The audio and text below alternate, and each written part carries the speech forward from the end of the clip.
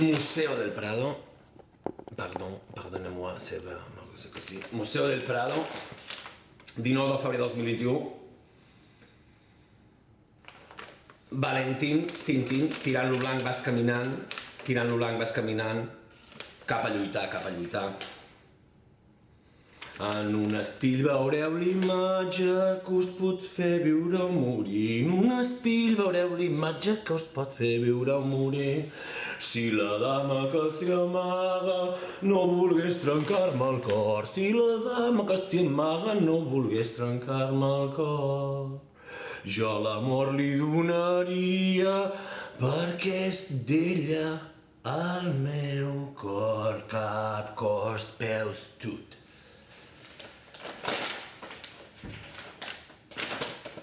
Remitents del regal. Cinco fratelli. Zeh. René Prat Ruaix i Ramon Ruaix Prat.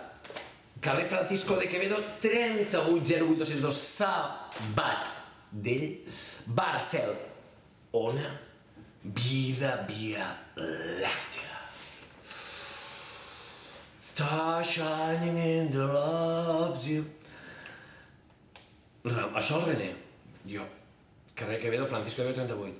El Ramon Ruaix Prat ara mateix està al No Man's Land Navy School Livery and Ring Fabric Just for Males. Ara, atracats a las Illes Maldivas 3 semanas. Gracias por colaborar con esta compra en la conservación y difusión del patrimonio artístico del Museo del Prado. Gràcies per tot, sant agnòstic, però artístic always. Valentín, Roma, Amor. El Simón el seguirem llegint. No, sí que llegirem això, crec que és important. Sembla que era el 198. Espérate que te encuentro, nena. Creo que era aquí. Aquí.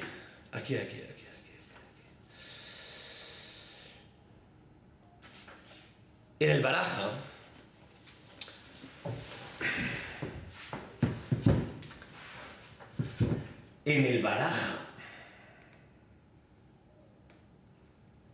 ¿dónde está?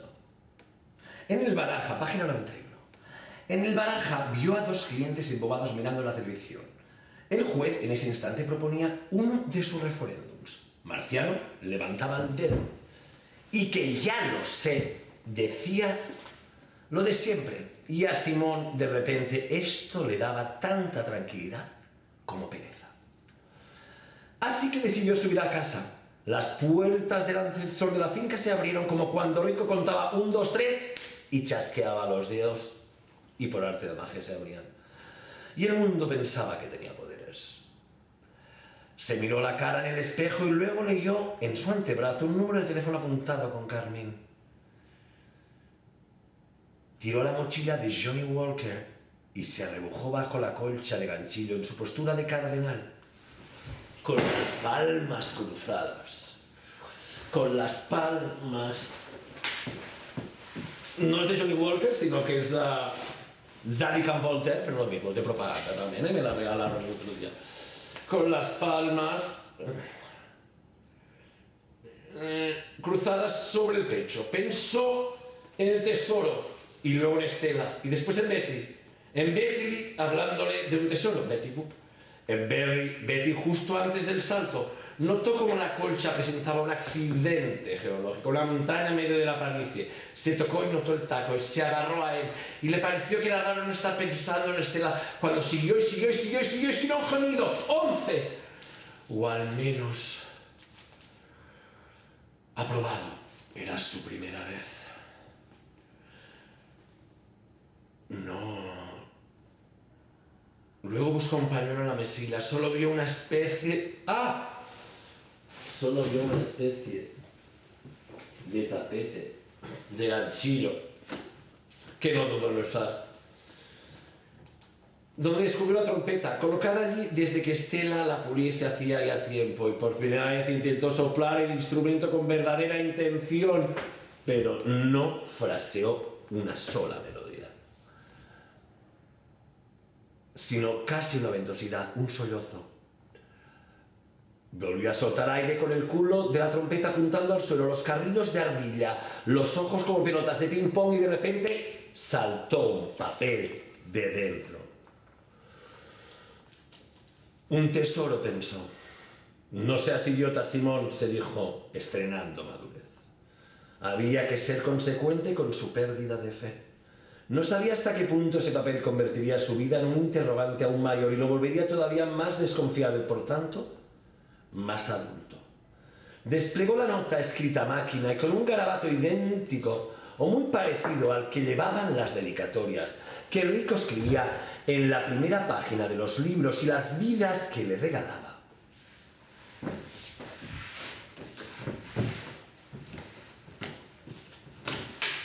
Aquí está la nota. Vamos a abrirla, por favor.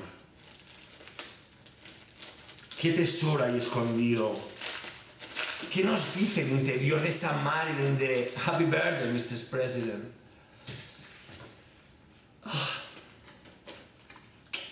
Simón, Simón, Simón. Rico, rico, rico. Si lees esto es porque te guía la curiosidad y porque sabes encontrar donde nadie busca. En las cabinas y en las trompetas. Quiero que sepas que estoy bien. Esté donde esté, estoy bien. Se está cayendo el agua, mierda. Mierda, el libro. Mierda, el libro. Mierda, las cartas, mierda, todo, el otro libro, mierda. Mierda, mierda, mierda, papel, tu papel. Mierda, mierda, mierda. ¿Dónde hay un baño? ¿Dónde hay algo? Ah, sí, aquí tiene un shop. Fantástico. Siempre hay que llevar un tapetito. Ay, mierda. Ay, Dios mío, cuánta agua, por favor. Ay, la galeta de Valentín.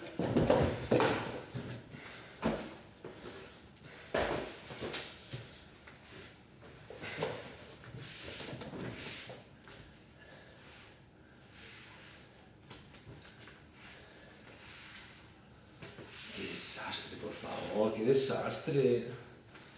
No tengo más papel. ¡Oh, sí! Siempre hay que llevar papel.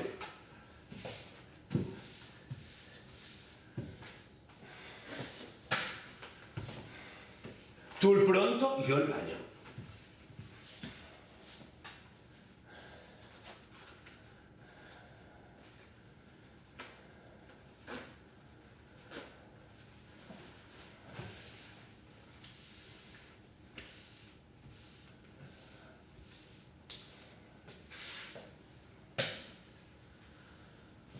Que intrigant, Estàvem allà quan ha trobat la nota a la trompeta, el Simón, del seu cosí, el Rico, desaparegut la nit.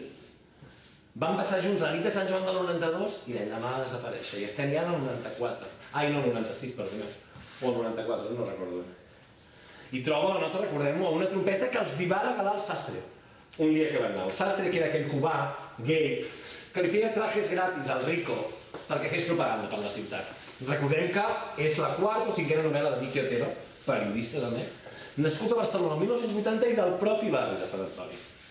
Ara podem seguir llegint. Això està ja més o menys net.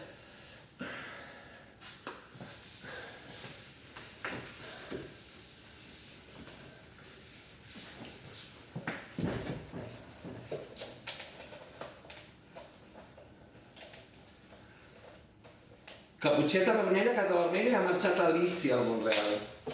Curiós, Curiós. Aviam, som-hi, que no ha sido nada. Nos casamos? No, de moment avui no ens casem, nenes? No ens casem, nenes, avui. Però ho deixem aquí per si acá, per si les mostres.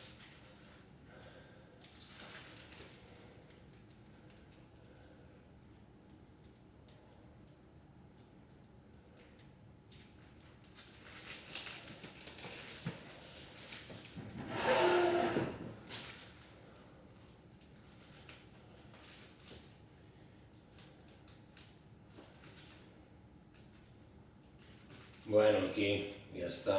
Si es que no se puede hacer todo, A ver, por favor. Ara.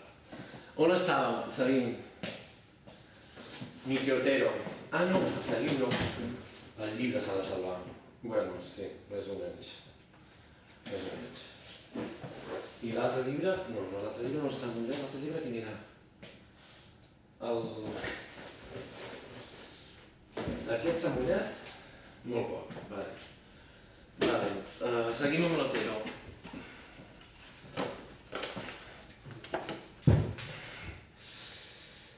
Simón, rico. Si lees esto es porque te guía la curiosidad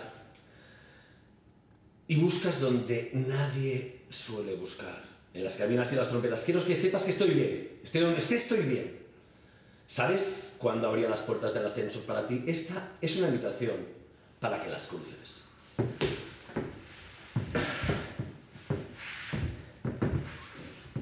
Esta es una invitación para que las cruces.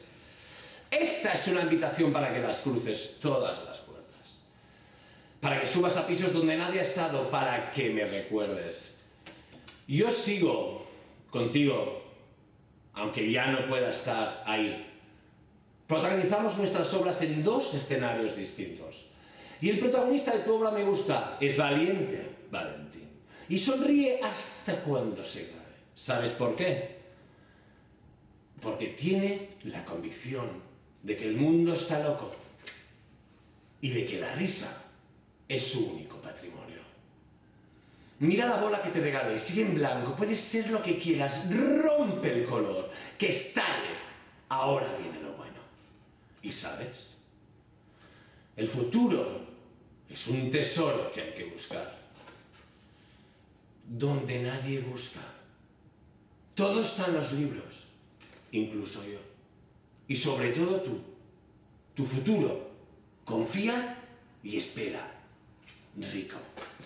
Llegirem la pàgina... És que no us estava buscant aquesta pàgina, no. Jo en buscava una altra. Però és més important que acabem primer l'aniversari del Valentí perquè en funcioni amb relació amb Juan Salvador Gaviota. Per tant, anem on havíem deixat, que era la 70. Tot i que podríem llegir des de la 68, que és on estàvem, no?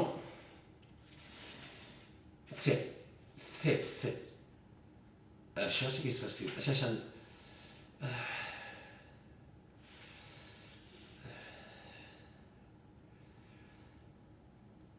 Where is the place? Asked Jax petulantly. I thought we were going to... And he named another place. You are joking. You are joking, said Giovanni, with contempt. That place is very bad and very expensive. It is only for tourists. We are not tourists. And he added to me, when I first came to Paris, I worked in Les Halles, a long time too. No, mon Dieu, quel voulot. I pray always never to do that again. And he regarded the street through which we passed with the sadness which was not less real for being a little theatrical and self-mocking. Guillaume said from his corner of the cab, tell him who rescued you. Oh yes, said Giovanni, behold my savior, my patron. He was silent a moment, then, you do not regret it, do you? I have not done you any harm? I haven't not done you any harm? You are pleased with my work? Mais oui, said Guillaume. Giovanni sighed. Bien sûr, bien sûr. He looked out of the window again whistling. We came to a corner remarkably clear. The taxi stopped. Ici, said the driver. Ici, Giovanni issued. I reached for my wallet, but Giovanni sharply caught my hand, conveying to me with an angry flick of his eyelash the intelligence that the less this dirty old man could do was pay. He opened the door and stepped out into the street. Guillaume had now reached for his wallet and Jax paid for the cab. You hook, said Guillaume, starting at the door of the cafe before which we stood. I am sure this place is infested with vermin. Do you want to poison us? It's not the outside you are going to eat, said Giovanni.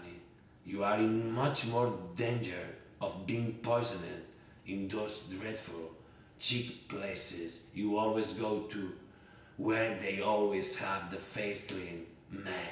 Mais, mon Dieu, les fesses. He grinned. Fais-moi confiance. Why would I want to poison you?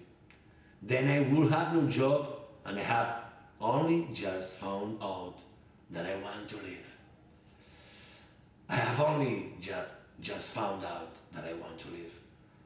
He and Guillaume, Giovanni still smiling, he changed a look which I would not have been able to read even if I had dared to try. And Jacques, pushing all of us behind him, as who we were his chickens, said, with that grin, we can stand here in the cold and air if we can eat. If we can eat, if we can eat inside, we can drink. Alcohol kills all microbes. And Guillaume brightened suddenly. He was really remarkable, as though he carried hidden somewhere of his person a needle filled with vitamins, which automatically, at the blackening hour, discharged itself into his veins. Il y a les gens dedans, he said, and we went in. Indeed, there were young people, half a dozen, and the zinc counter before glasses of red and white wine, along with others not young at all. A pop market boy and a very rogue-looking girl were playing the pinball machine near the window. There were a few people sitting at the tables in the back, served by an astonishingly clean-looking waiter. In the gloom, the dirty walls, the sawdust-covered floor, his white jacket gleamed like snow. Behind these tables, one caught a glimpse of the kitchen and the surly, obese cook. He lumbered about like one of those overloaded trucks outside, wearing one of those high white hats, and with a dead cigar stuck between his lips.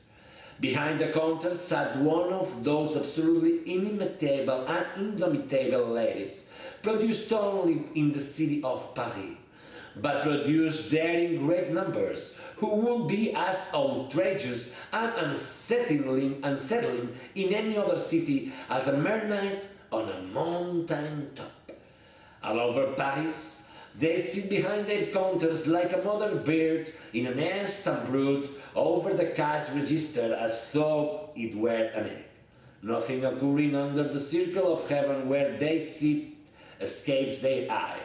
If they have ever been surprised by anything, it was only in a dream they long ago ceased having. They are neither ill nor good-natured, though they have their days and styles, and they know in the way, apparently, that other people know when they have to go to the bathroom, everything about everyone who enters their domain.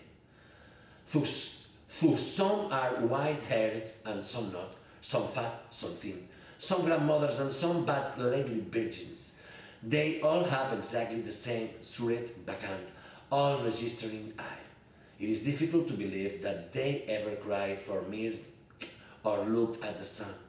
It seems they must have come into the world hungry for banknotes and squinting helplessly, unable to focus their eyes until they came to rest on a cash register. This one's hair is black and grey. And she has a face which comes from Brittany. And she, like almost everyone else standing at the bar, knows Giovanni and, after her fashion, likes him. She has a big, deep bosom, and she clasps Giovanni to it, and a big, deep voice. "Oh, mon Paul," she cries, "tu es revenu. You have come back at last. Salut. Now that you are rich and have found rich friends, you never come to see us anymore, Canaan." And she beams at us, the rich friends, with a friendliness deliberately bare. She will have no trouble reconstructing every instant of our biographies from the moment we were born until this morning. She knows exactly who is rich and how rich, and she knows it isn't me. For this reason, perhaps, there was a click of speculation, infinitesimally double, infinitesimally double. The behind her eyes when she looked at me. In a moment, however, she knows that she will understand it all. You know how it is, said Giovanni. Extricating himself and throwing back his hair. When you become serious, you have no time to play. Tiens, she said with mockery, sans blague? But I assure you, said Giovanni, even when you are a young man like me, you get very tired. She loves, and you go to sleep early. She loves again, and alone, said Giovanni. As though this proved everything, and she clicks her teeth in sympathy and loves again. And now, she says, are you coming or going? Have you come for breakfast or have you come for a nightcap? Nom de Dieu, you do not look very serious. I believe you need a drink. Bien sûr, says someone at the bar. After such hard work, he needs a bottle of white wine and perhaps a few dozen oysters. Everybody loves. Everybody, without seeming to, is looking at us. Without seeming to, is looking at us. And I am beginning to feel like a part of a traveling circus. Everybody also seems very proud of Giovanni. Giovanni turns to the boys at the bar. An excellent night, dear my friend, he says, and exactly what I had in mind. Now he turns to us. You have to meet my friends, he says, looking at me, then at the woman. This is Monsieur Guillaume, he tells her, and with the most subtle flattening of his voice, my patron, he can tell you if I am serious. That's a very good novel in the queer studies, in the black queer studies. Not even in the black queer studies, but James Baldwin was black, and I started reading her last novel that it's just above my head 20 years ago, and this year I will finish it. I told you, I promise. I read this one in Spanish 25 years ago. I found it at home because my father bought it, because my father knows the importance of James Baldwin. And all the working life writing of James Baldwin fighting for his rights, the rights of the black people and the rights of the gay people. My father was interested more in the fights of the...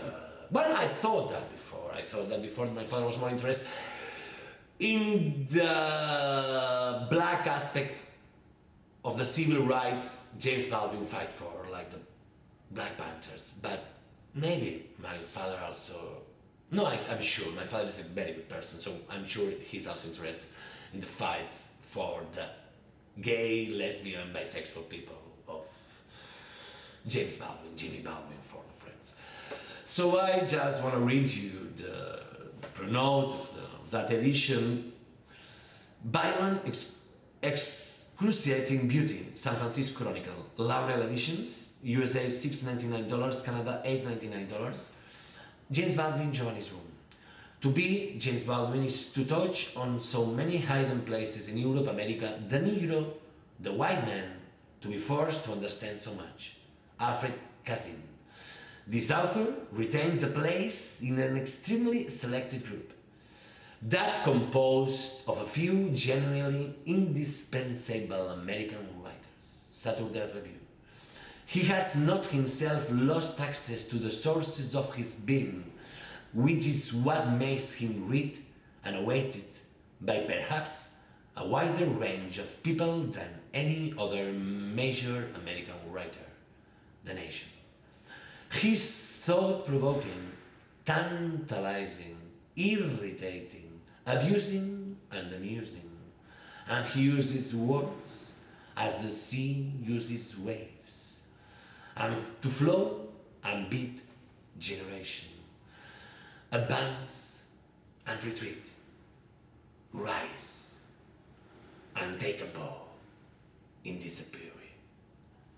The thought becomes poetry, and the poetry illuminates the thought. Langston Hughes. He has become one of the few writers of our time. Norman Mailer. Books by James Baldwin. The Amen Corner, Another Country, Blues for Mr. Charlie, The Devil Finds Work, The Fire Next Time, Giovanni's Room, Go Tell It to the Mountain, Going to Meet the Man, If Beale Street Could Talk, Just Above My Head, Nobody Knows My Name, No Name in the Street, One Day When I Was Lost. Tell me how long the train's been gone. For Lucian, I am the man. I suffered. I was there. Baldwin. A laurel book published by Dell Publishing, a division of Bantam Doubleday Dell Publishing Group Incorporated, 1540 Broadway, New York, New York, 10,036. If you purchase this book without a cover, you should be aware that this book is stolen property. It was reported as unsold and destroyed to the publisher, and neither the author nor the publisher has received any payment for this stripped book. Copyright 1956 by James Baldwin.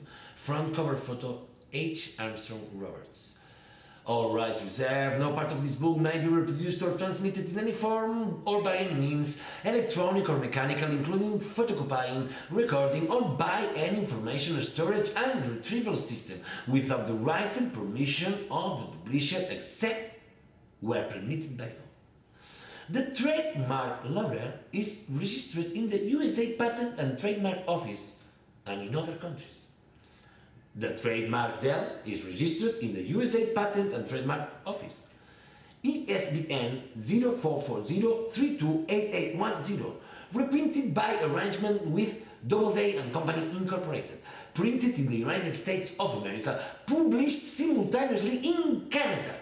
Two previous laurel editions, May 1988, 20, 19, 18, 17, 16, 15, 14, right. I just read the first and the second page, chapter 1. Page 7. I stand at the window of this great house in the soul of France as night falls over Manhattan, the night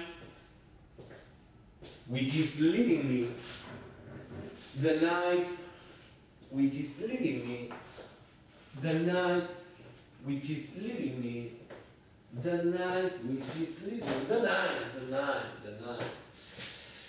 I stand at the window of this great house in the south of France.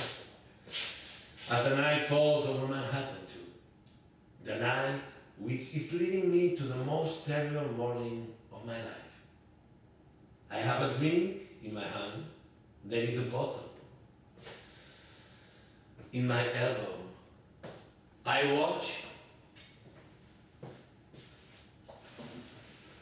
my reflection. I watch my reflection in the darkening gleam of the window pane. My reflection is tall, perhaps rather like an arrow. My blonde hair gleams. My face is like a face you have seen many times. My ancestors conquered a continent.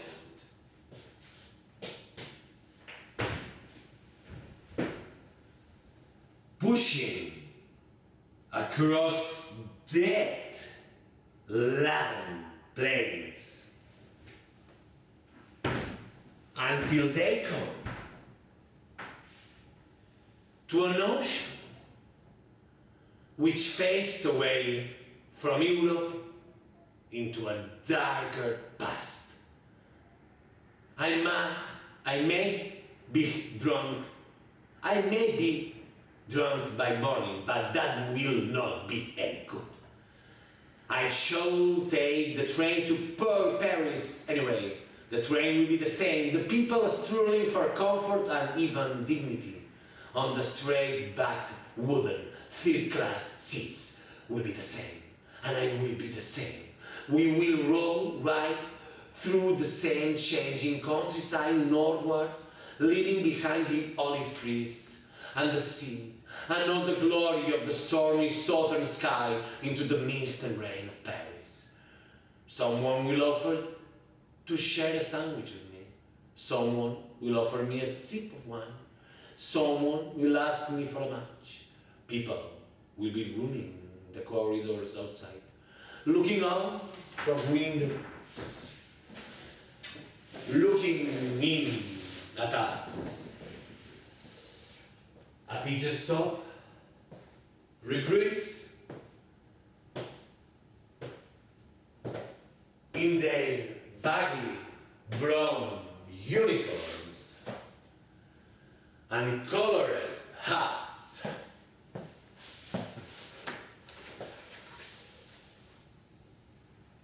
will open the compartment door to ask, "Complete?"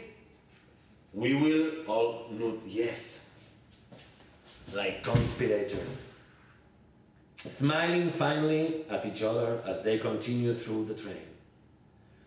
2 or 3 of them will end up before our compartment door, shouting at each other in their heavy, ribald voice, smoking their dreadful army cigarettes. There will be a girl sitting opposite me who will wonder why I have not been flirting with her,